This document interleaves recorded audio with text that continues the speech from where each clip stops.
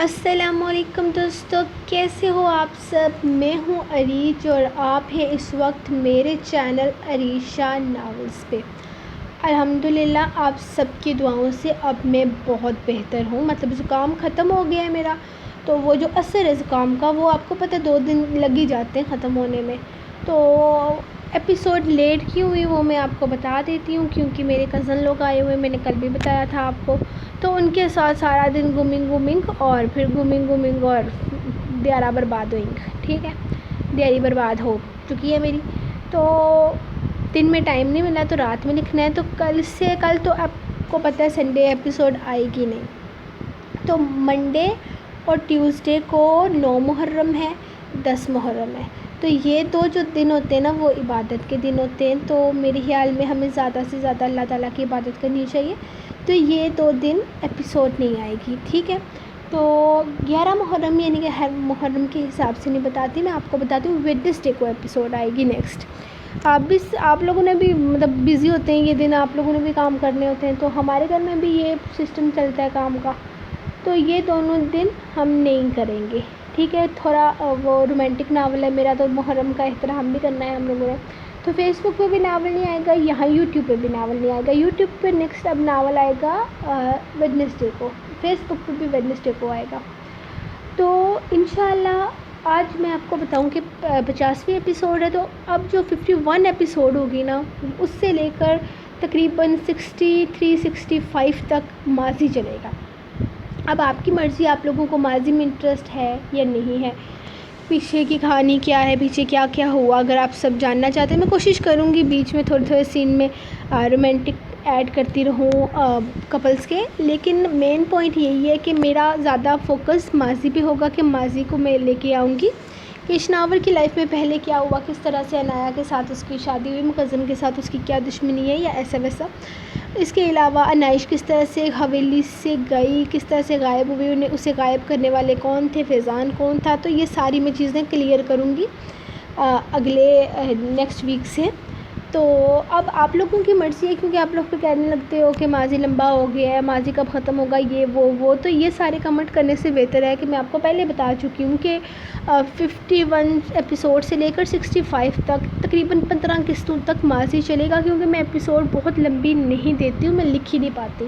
میں جتنی لکھ پاتی ہوں اس کو میں ڈیلی وائز میں ناول ڈیلی دینے کے پیچھے نا ریزن بھی یہی ہے کہ میں کچھ رائٹرز ہیں جو کہ مطلب ایسا کرتے ہیں کہ آپ کو 4000 کی ایپیسوڈ کے بجائے 8000 کی دیتی ہیں، لیکن وہ ان کا سسٹم یہ ہوتا ہے کہ وہ لائک نہیں ہوتا، وہ سنڈے کو دے دیتی ہیں یا پھر وہ فرائیڈے کو دے دیتی ہیں، وہ ویک میں ایک ہی ایپیسوڈ دیتی ہیں۔ میری ایک ایپیسوڈ جو میں فیس بک پہ دیتی ہوں وہ تقریباً 4000 الفاظ کی ہوتی ہے، تو وہ جو ہوتی ہے وہ ڈیلی ہوتی ہے۔ تو اس حساب سے اگر آپ دیکھیں نا کہ میں 6 دن ایپیسوڈ دے رہی ہوں، تو میں کم از کم آپ کو 24000 ویکلی کا ناول دے رہی ہوں، تو آپ 8000 پہ خوش ہو کے کہتے ہیں کہ یہ رائٹر اتنا لمبا دے رہی ہے ایپیسوڈ، آپ اتنی چھوٹی دے رہے ہو۔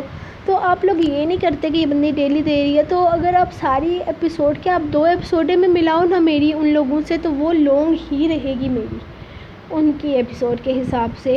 باقی لوگ چھوٹے ناول لکھتے ہیں، مجھے بہت لمبے ناول تو مجھے بھی نہیں پسند، مجھے زیادہ سے زیادہ میں چاہتی ہوں 100 ایپیسوڈ تک چلا جائے، 80 تک چلا جائے، 60 تک چلا جائے۔ تو یہ جو فیس بک والا میرا ناول ہے وہ میرا بہت لمبا ناول نہیں ہے، یہ ناول میرا زیادہ سے زیادہ 60 سے 65 ایپیسوڈ تک جائے گا، لیکن یہ والا جو ناول ہے میرا، یہ مجھے لگتا ہے کہ 92 تک چلا جائے گا۔ تو اب آپ لوگوں نے صبر تحمل سے پڑھنا ہے کہ ماضی جاننا ہے، اگر آپ کو انٹرسٹ ہے تو، اگر نہیں انٹرسٹ تو چھوڑ دو یہیں پر، آپ 65 ایپیسوڈ سے واپس آ جانا جب ماضی ختم ہوگا۔ میں تھم میل پہ بھی لگا دوں کہ بھائی ماضی ختم ہو گیا، آپ لوگ لوٹ آؤ۔ تو بار بار مجھ سے سوال نہیں کرنا، میں ایسے سوال سے نا رائٹر اریٹیٹ ہو جاتا ہے، تو پلیز آپ لوگ بار بار ایک ہی سوال کی رٹ نہیں لگانا کہ ماضی کب ختم ہوگا۔ لیٹس اسٹارٹ آج کی ایپیسوڈ۔ پہلے میں اپنی تقریریں کر لوں، باقی ایپیسوڈ تو میں نے بعد میں ہی ریڈ کرنی ہوتی ہے۔ تو میرے کچھ ریڈرز بھی وہ سوچتے ہوں گے یار یہ اپنی بولتی رہتی ہے، ہماری تو سنتی نہیں ہے۔ آپ لوگوں کا فرض بنتا ہے، آپ لوگ مجھے سنو، آپ لوگ یہاں پہ کیوں آتے ہو؟ مجھے سننے کے لیے آتے ہو، تو آپ لوگوں کا فرض بنتا ہے مجھے سنو، میری بکواس کو انجوائے کرو، اور اگر انجوائے نہیں کر سکتے تو میوٹ کر لو اور آگے بڑھ جاؤ۔ تو آج کے ایپیسوڈ ریڈ کرتے ہیں. میں اتنا وقت میں کیوں برباد کر رہی ہوں آپ کا. دیکھیں میں نے 5 منٹ برباد کر دیے ہیں. 5 منٹ اسکپ کر دینا. جان عشقم قسط نمبر 50 تحریر ارید شاہ. نہیں دادا جان، کبھی بھی نہیں. میں رخصتی نہیں کروں گی. مجھے نہیں جانا کسی کے ساتھ. اگر میں آپ لوگوں پر بوجھ ہوں تو مجھے میرے گھر واپس بھجوا دیں. میرے پاس میرے ماں باپ کا گھر ہے. میں کسی پر بوجھ بن کر نہیں رہوں گی. اور ویسے بھی بابا جان کی پینشن اب تک آتی ہے تو مجھے خرچے کی بھی ضرورت نہیں. اگر آپ اس نکاح کو ختم کرنا چاہتے ہیں تو شوق سے کریں، لیکن مجھے کسی کے ساتھ بھیجنے کے بارے میں مت سوچیں. میں یہاں سے کہیں نہیں جانا چاہتی. اگر میں اس گھر سے کہیں جاؤں گی تو صرف اپنے ماں باپ کے گھر. مجھے کسی کے ساتھ نہیں جانا. اور ویسے بھی جس شخص کے ساتھ مجھے کوئی تعلق ہی نہیں رکھنا، اس کے بارے میں آپ یہ سب کچھ کیوں سوچ رہے ہیں؟ میں نے کیا کبھی بھی آپ سے اس بات کا ذکر کیا کہ میں آپ کے پوتے کے ساتھ رہنا چاہتی ہوں؟ نہیں نا، کیونکہ میں ایسی کوئی خواہش اپنے دل میں رکھتی ہی نہیں. میں جانتی ہوں دادا جان کہ میں ان پر لگا ہوا ایک بدنما داغ ہوں جسے وہ کبھی قبول نہیں کریں گے، اور نہ ہی ایسی کوئی خواہش میرے دل میں ہے. لیکن میں تو خود ان کی زندگی سے نکل جانا چاہتی ہوں. میرے دل میں ان کے حوالے سے بہت سارے سوال تھے، لیکن اب مجھے جواب مل گیا ہے. وہ یہ سوچ کر رخصتی کروانا چاہتے ہیں کہ میں اتنے سالوں سے ان کے نام پر اس گھر میں بیٹھی ہوئی ہوں تو میں یہاں سے چلی جاؤں گی. انہیں مجھ پر کسی طرح کا کوئی احسان کرنے کی ضرورت نہیں ہے. میں کسی کے سہارے کی محتاج نہیں ہوں، اور نہ ہی مجھے کسی کی ضرورت ہے. اپنے ماں باپ کے علاوہ اور کوئی کسی کا نہیں ہوتا، اور بہتر ہے کہ میں اپنے اصل کی طرف لوٹ جاؤں. آخر کب تک میں آپ لوگوں پر بوجھ بن کے رہوں گی؟ وہ بولے جا رہی تھی. اسے احساس بھی نہ ہوا کہ کوئی کمرے میں داخل ہوتا کب اس کے پیچھے آ کر اس کی باتیں سننے لگا.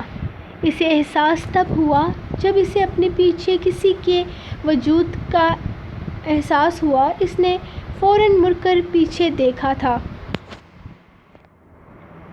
ہو گئی تمہاری بکواس دادا جان. رخصتی کی تیاری کریں. میں نے آپ سے اس سے اجازت مانگنے کے لیے نہیں کہا تھا، بلکہ رخصتی کے لیے کہا تھا. ویسے اس کی رخصتی ہو چکی ہے. اس کے والد صاحب خود اس کا ہاتھ میرے ہاتھ میں تھما کر گئے ہیں. اب آگے میں اس کی مرضی کا محتاج تو ہرگز نہیں ہوں. تو اب اس سے اجازت مانگنے سے بہتر ہے کہ آپ رخصتی کی تیاریاں کریں. میں کسی کے نخرے اٹھانے کے لیے نہیں آیا. وہ اپنی بات مکمل کرتا اسے گھورتے ہوئے کمرے سے نکل گیا تھا، جبکہ دادا جان کو دیکھ رہی تھی جو بے بسی سے اسی کی طرف دیکھنے لگے. مکرش کے آنے والی کال نے سب کو ایک بہت بڑی خوشخبری سنائی تھی. کسی کو یقین نہیں آ رہا تھا کہ آخر کار انائش گھر واپس آنے کے لیے مان گئی ہے. حویلی میں تو جیسے خوشی کی لہر واپس آ گئی تھی.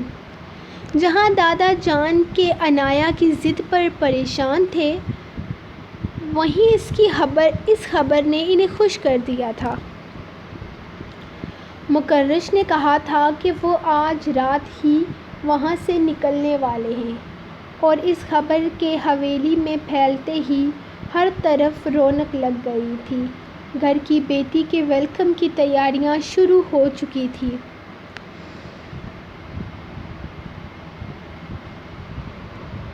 ہر کوئی اپنا اپنا حصہ ڈال رہا تھا. آج تو تائی امی بھی باہر نکل آئی تھی. ان کے لیے بھی یہ بات کوئی معمولی سی بات نہیں تھی. اتنے سالوں کے بعد وہ لوگ اس سے ملنے والے تھے۔ آخرکار اس خاندان کی اکلوتی بیٹی اتنے عرصے کے بعد واپس گھر میں آ رہی تھی۔ نہ جانے اس کے دل میں کیا کیا سوال ہوں گے، نہ جانے کیا کیا سوچے بیٹھی ہوگی، لیکن وہ ان سب سوالوں کے جواب دینے کے لیے تیار تھے۔ وہ بس اسے اپنی آنکھوں کے سامنے دیکھنا چاہتے تھے، بالکل صحیح سلامت۔ سب خوش تھے، اگر کوئی خوش نہ تھا تو وہ چاچی بیگم۔ اس سارے ماحول سے کٹ کر یمنا کے ساتھ اپنے کمرے میں بیٹھی ہوئی تھی۔ اتنے عرصے میں انہوں نے اس گھر میں اتنی خوشی کبھی نہیں دیکھی تھی۔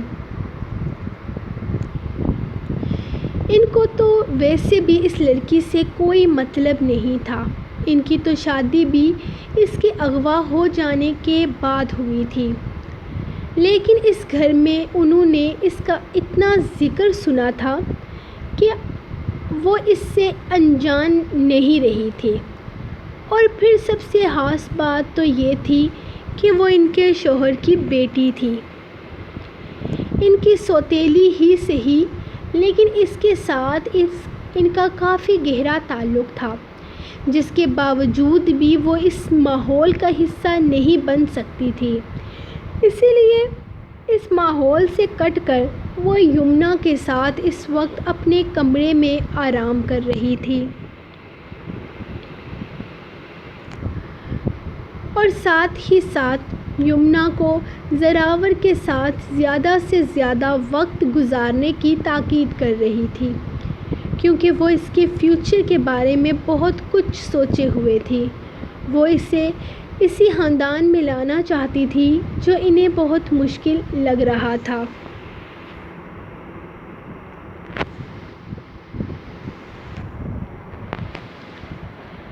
وہ کچھ بھی نہیں بول رہی تھی۔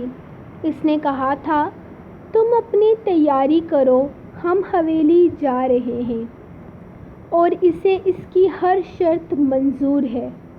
تو وہ بھی بنا کوئی مزاحمت کیے جانے کی تیاری کرنے لگی۔ ذہن میں بہت سارے سوچیں تھیں کہ آخر مکرش اتنا جلدی کیسے مان گیا، لیکن پھر یہ سوچ کر کہ ہو سکتا ہے کہ وہ اس کی فیلنگز کو سمجھ گیا ہو، وہ بھی جانے کی تیاری کرنے لگ گئی۔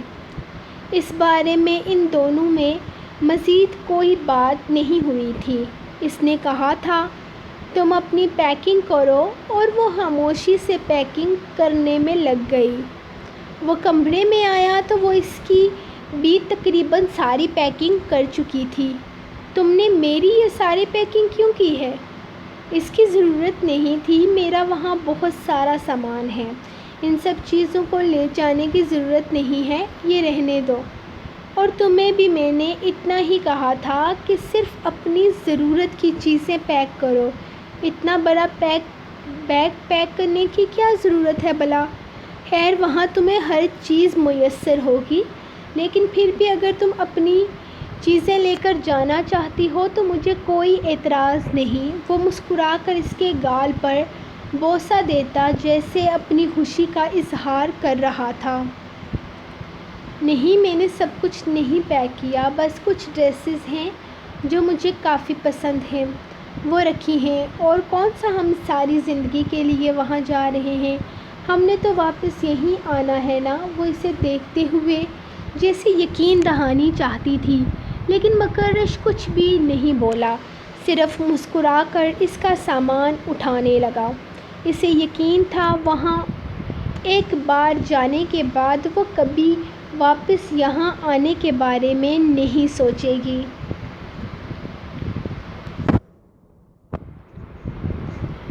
اس وقت حویلی کا ماحول ایسا تھا جیسے اس حویلی میں کبھی کوئی غم آیا ہی نہ ہو۔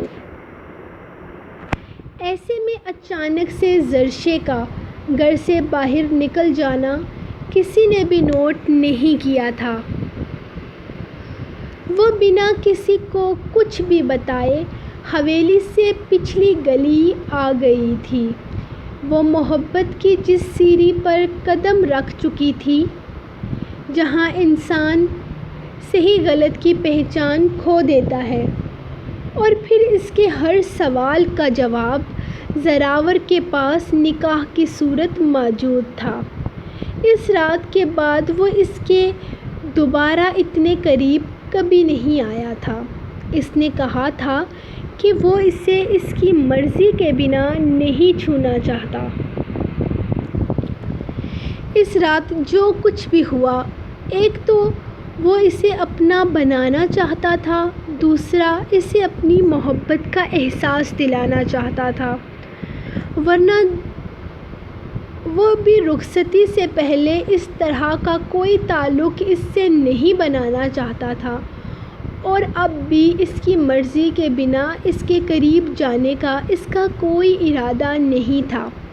یہی وجہ تھی کہ اب زرشے بھی اس کے ساتھ بہت پرسکون محسوس کرتی تھی، لیکن اس کی چھوٹی چھوٹی گستاخیاں ہی اس کا حال بگاڑ دیا کرتی تھی۔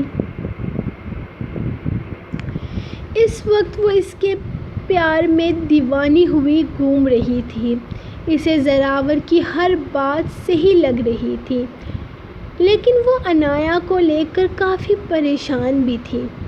وہ انایا کے بارے میں آج اس سے بات کرنے کا ارادہ رکھتی تھی کہ آخر اس کی زندگی میں ایسا کیا ہوا تھا۔ وہ سب کچھ جاننا چاہتی تھی۔ اس وقت وہ بس اپنی تمام تر ہمت جمع کر کے یہاں تک آ گئی تھی، کیونکہ اب زراور کو ناراض کرنا اس کے بس سے باہر تھا۔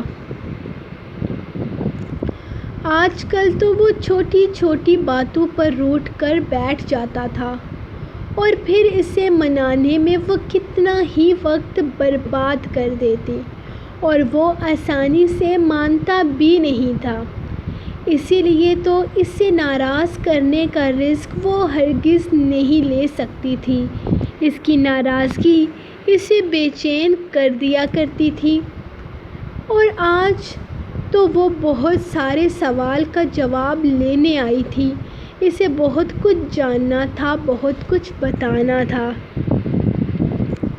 وہ جاننا چاہتی تھی کہ آخر حویلی میں کیا ہوا تھا۔ آج جس کے ویلکم کی تیاریاں کی جا رہی تھی وہ کون ہے؟ گھر میں مقدم کی واپسی کے بارے میں بات کیوں کی جا رہی ہے؟ مقدم شاہ بھی اسی خاندان کا ایک بیٹا ہے، یہ تو وہ جانتی تھی، لیکن اس نے جب بھی اس کا ذکر سنا، ہمیشہ غصے سے ہی سنا۔ کوئی بھی اس کا نام محبت سے نہیں لیتا تھا۔ پھر انایا کو اس کے نام سے انتہا کی نفرت تھی۔ وہ اس بندے کا ذکر تک اپنی زندگی میں نہیں چاہتی تھی۔ انایا اس سے اتنی نفرت کیوں کرتی تھی؟ اس نے تو ایک بار اپنے اماں ابا کو بھی یہ بات کرتے ہوئے سنا تھا کہ اگر مقدم شاہ غلطی نہ کرتا تو آج انائش کی زندگی خراب نہ ہوتی۔ وہ جاننا چاہتی تھی کہ آخر مقدم نے کیا کیا تھا جس کی سزا اس کی معصوم دوست کاٹ رہی ہے۔ وہ اپنی ہی سوچوں میں گم کھڑی تھی جب اچانک گاڑی اس کے سامنے آ رکی، اور اس میں بیٹھے انسان کو دیکھ کر اس کے لبوں پر شرمیلی سی مسکراہٹ آ گئی۔ دروازے نے ایک طرف جھک کر زراور نے ایک طرف جھک کر گاڑی کا دروازہ کھولا تو وہ فوراً ہی اپنا چہرہ چھپاتی گاڑی میں بیٹھ گئی تھی، اور ایک بھی لمحہ ضائع کیے بنا وہ گاڑی تیزی سے آگے بڑھا گیا تھا۔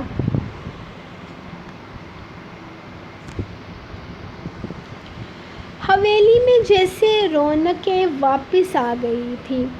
دادا جان نے آج تائی امی اور تایا ابو کو اپنے کمرے میں بلا کر مقدم کو واپس حویلی لانے کی اجازت دے دی تھی۔ ان کے اس فیصلے نے سب کو حیران اور پریشان کر دیا تھا کہ اچانک انہوں نے اتنا بڑا فیصلہ کیسے کر لیا۔ کل تک جس کی شکل دیکھنے کے لیے تیار نہیں تھے، وہ آج خود اسے حویلی میں بلا رہے تھے۔ ایسا کیسے ہو سکتا تھا؟ آخر انہوں نے یہ فیصلہ کیسے کر لیا تھا؟ تائی کو اس بات کا اندازہ تھا کہ انہوں نے شناور سے بات کر کے یہ بات ان تک پہنچائی ہے، لیکن پھر بھی شناور اتنی جلدی کر لے گا، اس بات کا انہیں یقین نہیں تھا۔ شناور اور مقدم ایک ہی چھت کے نیچے کیسے رہیں گے؟ یہ سوال ان کے ذہن میں تھا۔ وہ کبھی بھی اچھے دوست نہیں رہے تھے۔ ان دونوں میں بھائیوں والا رشتہ کبھی نہیں رہا تھا۔ ایک سرد جنگ ہمیشہ سے ان دونوں میں چلتی آئی تھی، اور پھر 4 سال پہلے جو کچھ ہوا۔ مقدم اپنی زندگی میں بے حد خوش تھا۔ وہ اپنی زندگی کو بہترین طریقے سے گزار رہا تھا، جبکہ شناور کی زندگی 4 سال سے ڈسٹرب ہوئی تھی۔ بے شک غلطی ان کے بیٹے کی تھی، لیکن تھا تو وہ ان کا بیٹا، جسے دوری نہ برداشت کرنی پڑے۔ وہ اس مقصد سے شناور کے پاس چلی گئی تھی، اور شناور نے ان کی بات مان لی تھی۔ لیکن 4 سال پہلے جو کچھ بھی ہوا وہ بھلایا نہیں جا سکتا تھا، اور نہ ہی وہ بلایا جا سکتا تھا جو تقریباً 19 سال پہلے ہوا تھا۔ اس حویلی کی اینٹ اینٹ اپنے اندر کتنے ہی ناخوشگوار واقعات دبائے ہوئے تھی، جو اس حویلی کے مکینوں کے علاوہ اور کوئی نہیں جانتا تھا، اور اب وقت آ گیا تھا کہ اس کے بارے میں سب کچھ بتا دیا جائے۔ مکرش نے فیصلہ کر لیا تھا کہ وہ عنائش سے کچھ نہیں چھپائے گا، جبکہ اب یہ ساری باتیں ان کے خاندان کے بچوں سے چھپانے کا بھی کوئی فائدہ نہیں تھا۔ اسی لیے دادا جان نے بھی یہی سوچا تھا کہ وہ اب یہ ساری باتیں بچوں کو بتا دیں گے جو اب تک انہیں معلوم نہیں ہیں۔ وہ ماضی کے تمام تلخ واقعات ان کے سامنے بیان کر دینا چاہتے تھے، جنہیں یاد کرتے ہوئے آج بھی ان کی زندگی بے رونق ہونے لگی تھی۔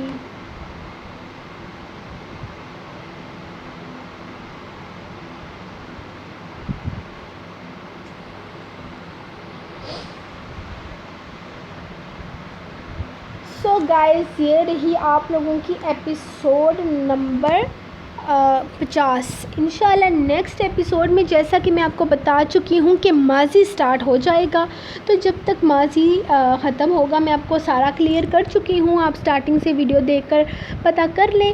باقی انشاءاللہ میں جلدی بھی کوشش کروں گی، لانگ ایپیسوڈ دینے کی بھی کوشش کروں گی، تاکہ ماضی جلدی سے جلدی ختم کر کے ہم مین سٹوری کی طرف واپس آ جائیں۔ آدھے سے ناول اوپر چلا گیا ہے، اب جلدی یہ ناول اپنے اختتام کی طرف جائے گا۔ باقی انشاءاللہ دعاؤں میں یاد رکھیں۔ اب ہم آپ کو ویڈنسڈے کو ملیں گے، تب تک کے لیے اپنی رائٹر کو بہت سارا پیار دیں، ایسے ہی محبت دیتے رہیں، سپورٹ کرتے رہیں۔ آپ کی رائٹر آپ کی ہمیشہ شکر گزار رہے گی، اور باقی انشاءاللہ ملیں گے نیکسٹ ایپیسوڈ کے ساتھ۔ تب تک کے لیے اجازت، اللہ حافظ۔